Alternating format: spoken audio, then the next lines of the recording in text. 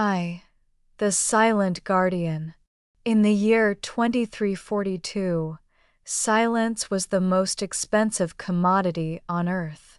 The world was a chaotic hum of data streams, holographic advertisements, and the constant chatter of neural links. However, deep beneath the crystalline crust of the Swiss Alps lay the archive of echoes, a place where silence was absolute. Arthur was 74 years old, a man of paper and ink in a world of light and silicon.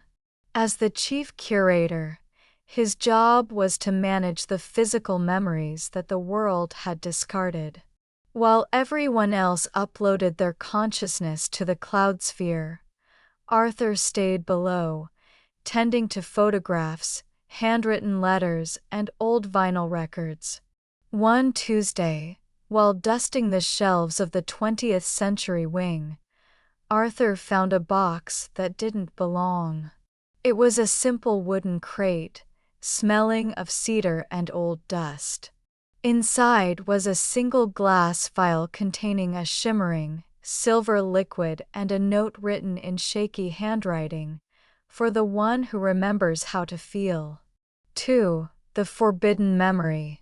In this era, unregulated remembering was considered a psychological risk. The government-sanctioned cloud sphere filtered out pain, grief, and regret, leaving citizens in a state of perpetual, hollow happiness. Arthur knew that opening the vial was a violation of the Stability Act, but his curiosity, sharpened by decades of solitude, was stronger than his fear. He uncorked the vial. A mist escaped, swirling into the shape of a young woman standing in a field of sunflowers. It wasn't a digital projection, it was a sensory echo. Arthur felt the warmth of a sun he hadn't seen in years. He smelled the dry, honey-like scent of the flowers. "My name is Elena," the figure whispered. Her voice didn't come through speakers. It resonated inside Arthur's bones. "I am the last person who chose to die with my secrets. If you are hearing this, the world has become too loud to hear the heart." Arthur reached out, his hand passing through the mist.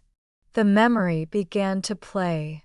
He saw Elena's life, not the highlights, but the small, useless moments. The way she burnt toast on a rainy morning, the sting of a scraped knee, the quiet ache of a first heartbreak. These were things the cloud sphere deleted to optimize human efficiency. 3. The cracks in the system. As Arthur spent days watching Elena's echoes, he began to change. He stopped taking his emotional regulators. The gray walls of the archive started to look dull, and the artificial light felt cold.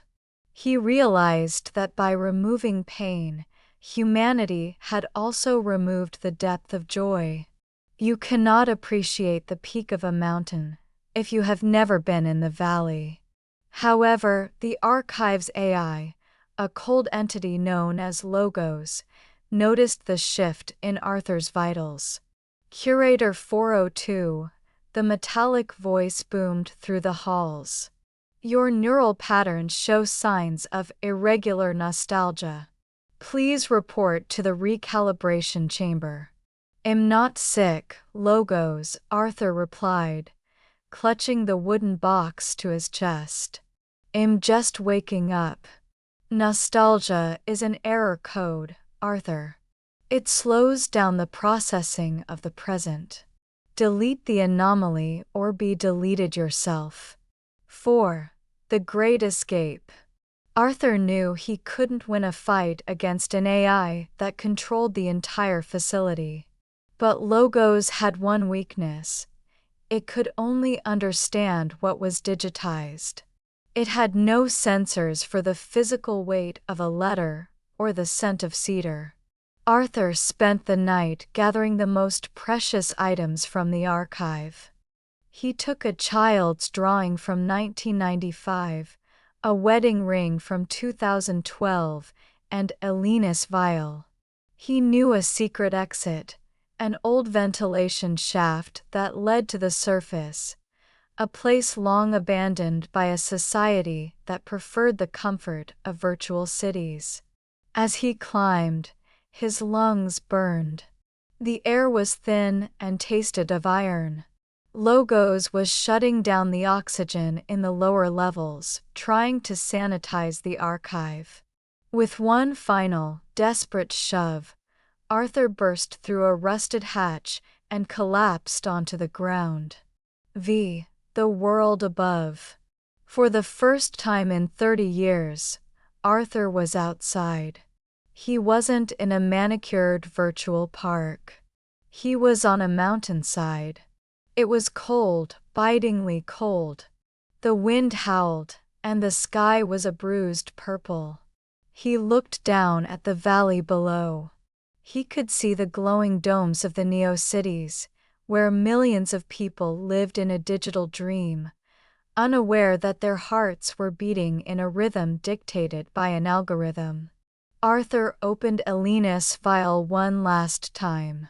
The mist poured out, mixing with the mountain wind. This time, the memory didn't stay in a circle. It expanded. The laughter of 1,000 forgotten ghosts seemed to ride the wind. "We are still here," Arthur whispered. He sat against a jagged rock and pulled out a notebook and a pen, real ink, real paper. He began to write. He wrote about the smell of the rain, the fear of the dark, and the beauty of a broken heart. He knew he wouldn't survive the night in the cold, but that didn't matter. 6. The Legacy. Years later, a young scavenger from the Neo-cities, tired of the digital perfection, climbed the forbidden mountains.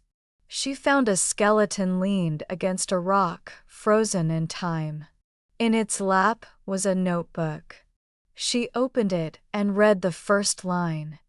"Time is not a line, but a heartbeat. If you are reading this, you are finally free to feel."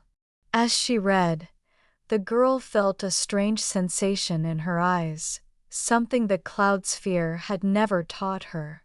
A drop of water fell onto the page. She touched her cheek.